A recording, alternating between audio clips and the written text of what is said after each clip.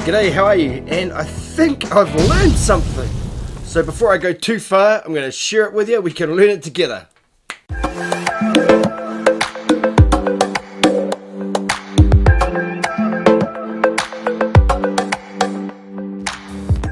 Okay, so I mainly shoot with DSLR cameras. My cameras are DSLR cameras. We do have a mirrorless camera in the house, and I've got a point and shoot as well. And up until this point, I've been really focused on the art of taking photographs. So the composition, angle, the light, the subject matter, looking at the lenses, the focal lengths, the aperture values, the shutter speed, all that sort of thing. And only recently I've started to look a bit more closely at some of the workings of the camera itself. And you know, I'm not so big on how the camera works because I know that people way smarter than me have put a lot of time and effort into designing this thing, and it's not for me to have to know about everything they know about or to question. Damn it!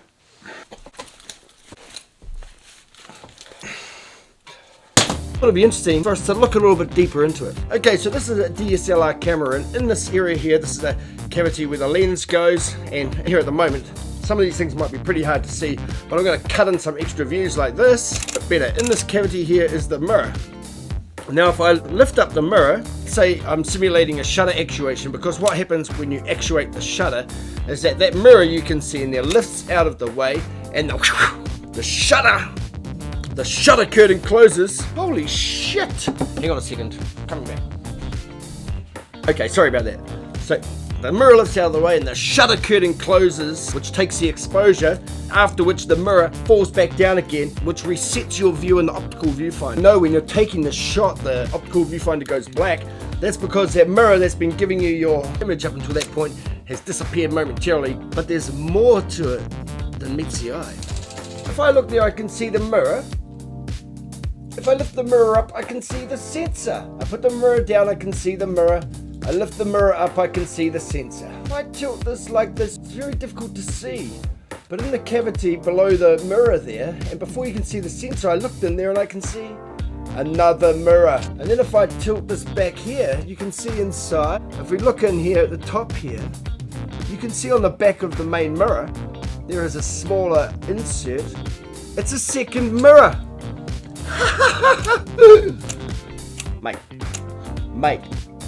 Mate, it's a second mirror. I can see it there. I can see it because I'm not looking at the sensor there.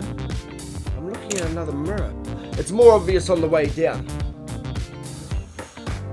Okay, well, I looked into it and there's definitely another mirror in there. The main mirror we see, which fires the light up into the prism, which gives us the image in the optical viewfinder, is not really entirely a mirror at all. It's a little bit translucent.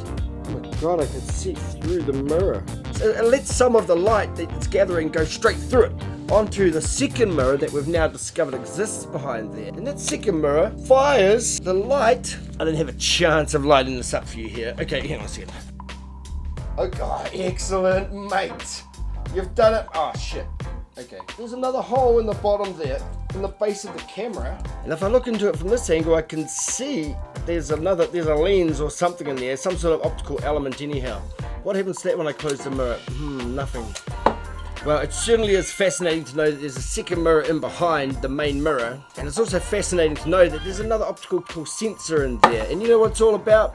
Let's go find out. Okay, so it's my extremely strong suspicion that there is a second mirror behind the main mirror, the mirror that gives us the image in the optical viewfinder. I reckon, and you probably know, you might know already, I reckon there's a second mirror in behind there, and I reckon it fires light down into this other optical prism or this other optical sensor that I can see in the base of the camera. And I'm wondering what is in that part there. There's a tripod mount screw, is there? Oh my gosh, you know, obviously I know this is a complicated piece of equipment, but let's find out what the story is. Is this a second mirror? Okay, anyway, so now we're searching up what is the second mirror. Oh! Okay, the mirror in the DSLR reflects light from the lens. Gosh. Okay, sorry about that. There was a massive fail. I've just had to stop it down. So what? Okay. The mirror in a DSLR reflects light from the lens into the viewfinder peak prism, allowing you to look through the viewfinder. But I'll tell you what, folks, it was pretty bloody painful searching around on Google, and I couldn't really find out the answer in a quick search. I was there for 10 or 15 minutes. I got a couple of ideas, but nothing worth showing you on the thing. But I'm going to tell it to you straight, and if I'm wrong, you tell me what you reckon the second mirror is for. Here's what I'm guessing. The first mirror there that you can see there reflects the light through the lens up into the penta prism. I learned that much when I was searching on Google. Through into the viewfinder, allowing you to see what's going on through the lens. At the same time it's doing that, the camera is taking a little bit of that light that you see from the image, siphoning it through that mirror, which is a little bit translucent, bouncing it onto a second mirror hidden from view. It's in there. I can see it tucked up there. There it goes. Oh, there it was. If I look in here, that's not this. I can see something. That's not the sensor I can see. It's another mirror. The second mirror there is bouncing light in a different direction. It's firing it down, or I believe somehow. I mean, through the magic, the absolutely magic of. Oh my gosh, the people who come up with these cameras are obviously geniuses. I mean, I wouldn't even be able to design the paintbrush, let alone make a picture with something so intricate as this. But I'm very appreciative of the existence of both of those two things. So it gathers some additional light, it fires it down into this optical receiver, this optical sensor, this array underneath at the base of the camera, and under there is an autofocus module, and it uses that to work out, I imagine it splits the light so it can get some sort of angle or some geometry in it to work out the distances.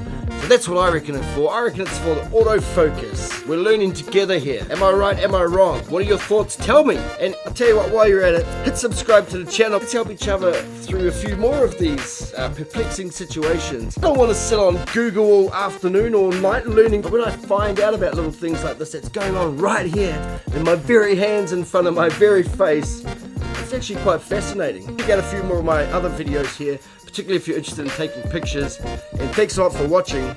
This is just a quick one coming at you, but I'll be interested to know what your thoughts are, so leave them below. Am I on the right track? Okay, let's wrap it up.